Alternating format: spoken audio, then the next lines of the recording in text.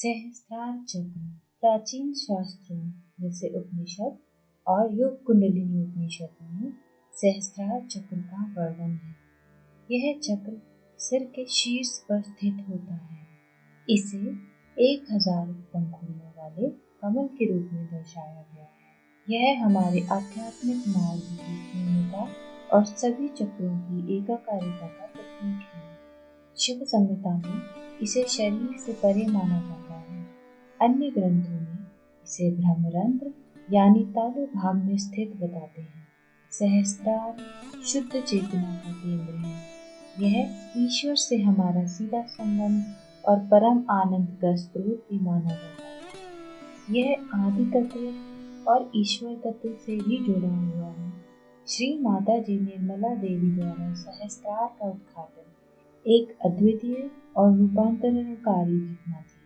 गहन ध्यान और सूक्ष्म तंत्र की समझ से उन्होंने आत्म साक्षात्कार को सहज और सुरक्षित बना दिया। श्री माता जी बताती हैं कि कैसे कुंडलिनी उनके भीतर दूरबीन की तरह उभरी थी।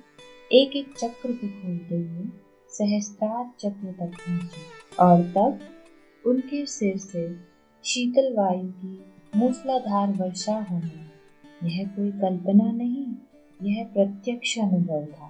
कई आध्यात्मिक परंपराएं उच्च चेतना की बात करती हैं, लेकिन श्री माता जी ने इस अनुभव को हर मनुष्य के लिए सहज और सुलभ बना दिया।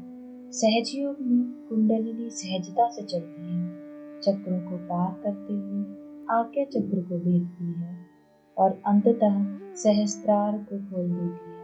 जब ये घटना घटित होती है तब हम निर्विचार चेतना में प्रवेश करते हैं, जहाँ हम सत्य को अनुभव करते हैं और ईश्वर से जुड़ाव को महसूस करते हैं। जब कुंडलिनी सहस्त्रार तक पहुँचती है तो 1000 पंखुड़ी वाला कमल खुलता है, सिर के ऊपर स्पंदन होता है और फिर पिघलने जैसा अनुभव होता है और शीतल वाइब्रेशन की धारा बहने लगती है।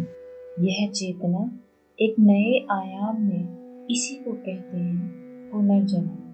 केवल यही नहीं, किंतु कुंडलिनी अवेकनिंग के द्वारा हम निर्विकल्प अवस्था में पहुंचते हैं, जहां ईश्वर का अस्तित्व हमें प्रत्यक्ष अनुभव होता है और व्यक्तिगत चेतना सार्वभौमिक चेतना में विलीन हो जाती है। इस सहस्त्रार दिवस पर हम श्री माता जी के प्रति अपनी गहन कृतज्ञता प्रकट करते हैं। उनकी करुणा और अथक प्रयासों के लिए आइए ध्यान में उतरें, अपनी आत्मा से जुड़ें और इस आत्म साक्षात्कार की दिव्य अनुभूति को दूसरों के साथ बांटें।